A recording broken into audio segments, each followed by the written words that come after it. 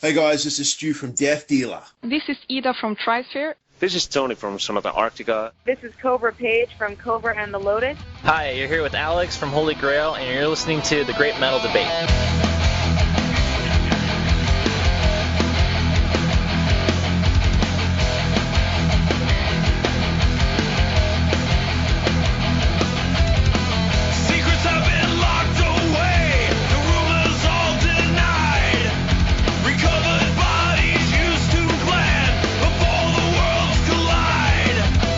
Hey listeners, this is Gomthog, and the podcast returns with another amazing artist interview. Today we're honored to have with us Joshua Murphy, guitarist for the Ohio Thrashers' War Curse. Murphy, we so appreciate you taking the time to join us on the Great Metal Debate. Hey man, I'm glad to be here. I really appreciate it, man. Let's get right to it. You guys have been on the road a lot this summer, most of July and even into August. Tell me about those dates and what you guys experienced. Well, yeah, we headed out on the road with Solstice, Florida death metal death thrash legends, which is honestly, this was the first tour, first major undertaking for us as a band with War Curse to go out on the road. Being that we're still a relatively new band as far as all things go, we've only been actively playing shows for about 2 years now, so this was the first time we had really jumped out and headed out on the road. So to be able to go out with a band that is as renowned as Solstice was really a great thing for us. And had you played with them before? Was this a fresh meeting and then thrown to it on the road together? Yeah, we had never met these guys before, man. Obviously we were all aware of Solstice and we've all been fans in various respects throughout the years. But we had never actually had the opportunity to play with them, or to really even see them locally. They had come through once, but none of us had even had the chance to attend. So I got to tell you, man, Solstice is the real deal, man. They are one of the best metal bands I've seen on the road or elsewhere. Every night, just consistent night after night performance is just so solid. It was great to watch. And you guys being out on the road for the first time, really first mini tour of the U.S., what was the reception? Did you feel like you had to win over the audience each evening, or did you find that there were some folks who'd already heard of War Curse? We had a few people come up to us who, were seemed like they were there overall to see us. But for the most part, I think we were being introduced to a lot of these people for the first time through our shows with Solstice. And honestly, man, we couldn't have had a better reception every night. The crowd reaction was, way better than we could have ever imagined. Everyone seemed really enthusiastic about what we were doing. We sold a ton of merchandise each night, which was great, helped to keep us going on the road. And I mean, honestly, man, for as far as crowds go, we were really kind of spoiled because all the crowds were real metalheads who were there, with open minds and ready to see some metal. And I think they really enjoyed what they saw. And of course, the primary merchandise folks were buying or listening to was your initial album, Final Days. This material was originally released last year. Can you kind of give me a timeline of how that came together and the more recent re-release? So basically what happened was we self-released Final Days on cassette. We had been wanting to get some music out to the world, and we took some time when we recorded our 6-song EP, Final Days. And as funny as it was, people kept asking us about cassettes, and we were like, well, hey man, if this is what people want, cassette production is very inexpensive, and it was a easy way to get an actual physical copy on the table as well as having digital download. So we self-released the cassette. I guess it was around September, or late October, I think it was, last year, if I have my timelines correct. Don't quote me on that. I know it was towards the end of the year. Our other guitar player, Justin, and myself, we have a friend who runs a label that does just cassette production, and he was kind enough to do the actual cassettes for us, and then we packaged them ourselves and put them on the table. And then a few, weeks went by after that, and we started we work with a great PR company called Dewar PR, and they got us into contact with Static Tension Records based out of Portland, A lot of great bands on the label, including our friends here from Cincinnati, Lucius Absentia. They just recently signed to Static Tension as well.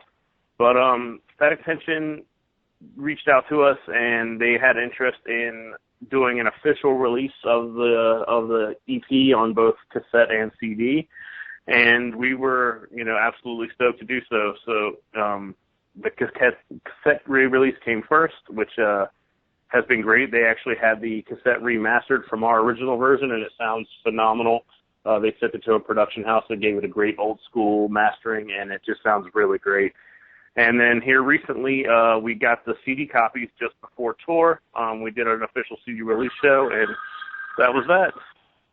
And that new CD has some new cool artwork, I've noticed. Yes, yes it does. I don't have the name of the artist here offhand, but we found a digital artist online. Our primary guitar player, besides myself, Justin, he's actually a graphic designer. And so he's always on the hunt for cool art and things like that to work and use for Warhurst, different mediums. And he came across an artist who had painted that what ended up being the cover for the Final Days EP. And as soon as we saw it, I mean, it just instantly it fit.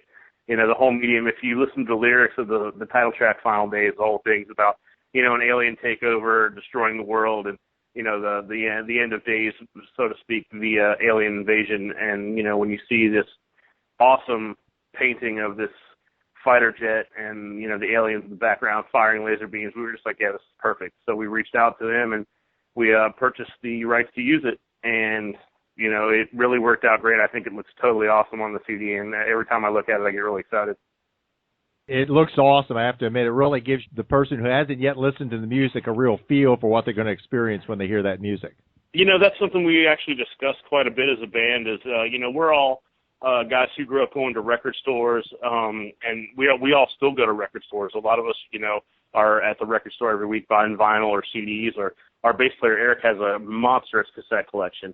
And, I mean, it's just there was a time and a place when we were all growing up where you would go into a record store and sometimes you would buy an album just based on what the cover looked like. You might have never heard the band before, but you could tell just by the way the logo and by the way the cover was that this is something that you were going to probably be into. So really that's what we were going for. We redesigned our logo and we really focused on the cover art, and we wanted to make sure it was something that someone out there who loves metal could look at this and say, yeah, man, that looks like something that I would probably be into and take a chance on it. Let's talk about that style a little bit. You guys are basically in the traditional thrash vein of metal. I kind of wonder, given that it's decades after the thrash explosion, what kind of challenge is it for you guys to keep that sound fresh with new ideas, but still holding kind of to that traditional metal feel? The thing is, man, I mean, we definitely, I agree with you that we fall into a very traditional thrash vein. I mean, and that's something we actually set out to do from the beginning. We talked about, the fact that this was going to be a band that reflected all of the stuff that we love as musicians. Because Justin and myself and James and all the guys in the band actually have all been in a lot of various different bands throughout the years. Our bass player, Eric, actually sings in a death metal band called Vermit currently. They're a phenomenal band. And then our singer, Tarek, had primarily done death metal vocals with other bands throughout the years. He had actually never sung this style of music before or this vocal style until he got into Workhorse. And so the goal was to just create music that was something that we would love as fans as much as we did, as musicians, because we all grew up loving, Megadeth and Metallica and Testament and Exodus and Overkill and, all the great bands that brought this genre to its golden era. And we wanted to kind of do our take on that. And that's really, I feel like we've really held true to that. And honestly, the response from people has been nothing but positive. Everyone, has different things they hear in our music. We get, Slayer, we get Testament, we get Exodus, depending on who's listening to us. And it takes people to a place that they're comfortable with, but also gives them something fresh from that sound whereas not a lot of bands are holding on to that classic vibe, I think. And you guys make pretty explicit the tradition that you're pulling from with one track on the album, New Chemical Warfare, obviously an homage to Slayer there. You know what's funny? It's not. Our guitar player Justin wrote the lyrics to that song. The song is based around kind of the way that people are forced into, especially little kids these days. They give kids a million different chemicals to be pumped into them from the time they're born. And, and they pass laws into effect that you have to do this and you have to do that. And it was just kind of a take on that sort of situation. And New Chemical Warfare was kind of a working title, and it didn't even occur to any of us that chemical warfare would have been associated with it. And honestly, we've heard that a lot. Oh, like, clearly this is a Slayer reference. It's really 100% not. It's just a coincidence, as funny as that is. That's pretty amazing, because when I saw that, I thought the sound is similar, so that's interesting that maybe just great minds think alike there going to that. Yeah, it's just a totally funny coincidence, man. We crack up about it all the time. It's like, man, if we had known and thought more ahead about that, we probably would have chosen a different title for this song. When Tarek, our singer, joined the band, or he first came down for his audition, he had written lyrics to a song we sent him based around the name that he thought we were going to call ourselves, and that's how Dawn Patrol ended up on the album. So that is an actual reference to our love for Megadeth, although I don't necessarily think it sounds anything like it. But yeah, that's definitely a blatant reference to our love for Megadeth and what we were going to originally call this band, Dawn Patrol. Well, man, we talked off air about the fact that I've gotten a chance to see you all live once back in October, and I was just so impressed. You guys have just a great stage presence, and I kind of wonder, how often do you all practice, and did you know from the beginning when you first formed this group that you guys had kind of a chemistry live? We practice a couple times a week. It's pretty standard stuff. We alternate days, usually one weekend day, one day a week. Sometimes if we have something coming up, like say we're going to the studio, or before we had our CD release show and we're heading out on the road, we sneak a couple extras in here or there just to try to tighten things up extra. But overall, I mean, we from the very beginning, Justin and I have played together in bands for the last 10 years probably. So he and I have always had good, musical chemistry and been able to work together in just about any genre we've played and play off each other very well. The real, catalyst for this band becoming a legitimate band was finding our drummer, James. He had put out a Craigslist ad. Now, James used to play drums for the DC band Division, and he had moved back to the Ohio area where he was from, and he had put out a Craigslist ad, and we answered it, and kind of Justin and him talked back and forth for months. I mean, waiting for him to get moved back to the Ohio area and get settled down to where he had time to come and jam with us. And I think from kind of day one, we were like, oh, man, this guy is, I mean, you've heard the album, you've seen us live. He's a monstrous drummer, man. I mean, I feel fortunate to play with him all the time. Absolutely, indeed. After your set, he came out in the audience. I got a chance to talk with him. He was kind of critiquing the setup of Crimson Shadows, the next band that was playing that evening, and kind of pointing out as a musician some technical things to me that as just a pure fan I wouldn't have even picked up on as far as their gear setup. Yeah, it's funny the difference between being a pure fan and being a musician, comes across. I'll tell you what, I thought Crimson Shadows was a phenomenal band that night.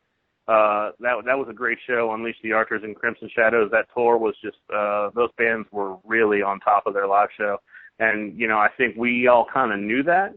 And as a band, we try to be very mindful of the fact that we're up there to put on a show.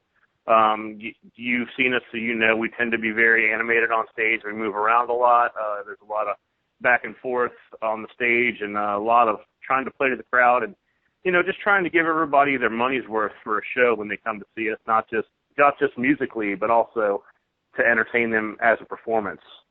I can certainly attest that you guys do give fans their money's worth if they come out to see you, and I'd encourage folks to do that, speaking about that, you had the mini tour of the U.S. earlier in the summer. Do you have any plans for shows coming up later in 2016? Yeah, we definitely do. Which you can always find our show dates at workhurstmetal.com. That's always the hub for anything Workhurst if anybody needs to find out. Workhurstmetal.com we try to keep everything updated with dates and anything going on with the band. And of course Facebook, because that's just a given these days. But we actually we have a couple of Ohio shows coming up in the Dayton area. Later in October, we are going to be headlining a night for the Midwest Deathtoberfest Festival, which is in Akron, I believe, put on by a guy we know up in Cleveland named Craig Newhouser, who's doing a lot of really cool shows up there. And we're really excited about that. And then also, we just booked a gig in New York City with the band Strike Master out of Mexico. Oh, yeah. Yeah, excellent. Yeah, we're going to be, we got contacted by someone who saw us when we played our gig in Brooklyn at the Black Bear Bar with Solstice, and they were really into our band, and they really wanted to get us back up there, so they, Strike Master is a part of the New York death metal militia or whatever it is, and so they're booking them, and we're going to be going up there and playing with them. It's in Queens, New York. I'm trying to think of the date offhand right now, but you can definitely find it, like I said, workhurstmetal.com or check our Facebook page. We're really excited to play that. Also, Paralysis from New Jersey's on that, phenomenal band, and we're really excited about playing with Strike Master. Those guys are killer. And you talked about practicing. I'm sure as part of the practice that you're working on some new material. Where are you guys at as far as potentially fans seeing a sequel to Final Days? We are in the process, my friend. We have...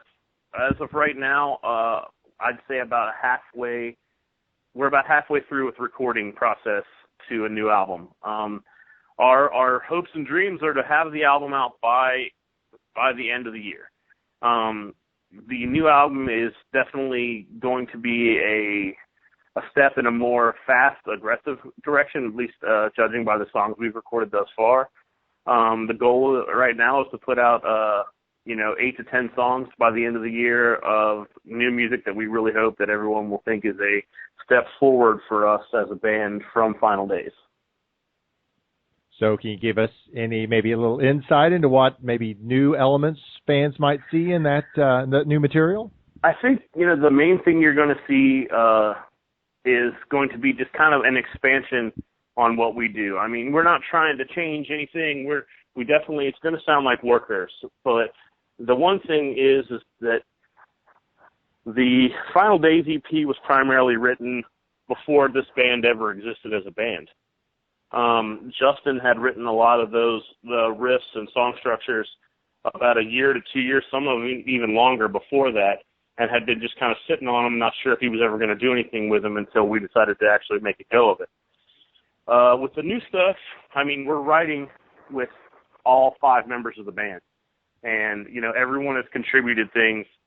Our drummer, James, is actually, he might be the best guitar player in the band, as funny as that is. But he's a phenomenal guitar player.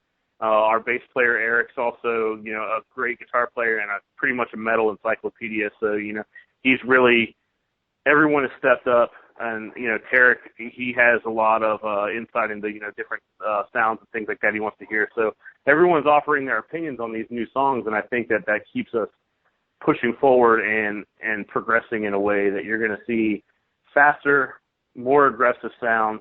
You're also going to see more melody in the vocals. Tarek has really, really worked super hard this last year to expand his vocal range, and I'm really excited for people to hear the things that he's doing, because every time we're in the studio, I mean, he's just blowing my mind every time about how far his voice is progressing and how much he's expanding what he's able to do. So I definitely think that people are going to hear a Workhurst release, and if they're a fan of Final Days, they're going to hear things that will be similar, but they're also going to hear a large step forward in songwriting, song structure, and ability in this band, and I'm really excited for it. Man, you're whetting my appetite. That sounds so good. Given how solid the material on Final Days is, I can't wait. Very excited to hear the new material. wrapping up today with you, Joshua, just repeat for fans what the best way is for them to purchase music and merchandise from War Curse. Okay, so like I said earlier, you can find pretty much anything you want War Curse related on warcursemetal.com. You can purchase the album, you can purchase merch, you can find out where we're going to be playing, and pretty much any info you want on the band is going to be available on warcursemetal.com. And then also, of course, Facebook, you can find us, War Curse. That is 2 words. That has been something that of a contention point because there is a band out of Columbia playing under the name War Curse with a single word. But yeah, War Curse on Facebook. And then there's always the old-fashioned way. Come out and see us at a show. Come to the merch table, shake our hand, talk to us, hang out. I think that's the best way, man. I can speak as someone who's seen you live. Fans, you will not be disappointed. Come out, check them out live. Purchase that album, Final Days. Look for the sequel to that coming out either later this year or early next year. Thank you so much. Appreciate you taking the time and look forward to seeing you again sometime soon out on the road. Gomthog, man, thank you so much. You guys have always been very vocal about your support for War Curse, and we super appreciate it, man. It's really, really, really great, and we honestly can't thank you enough.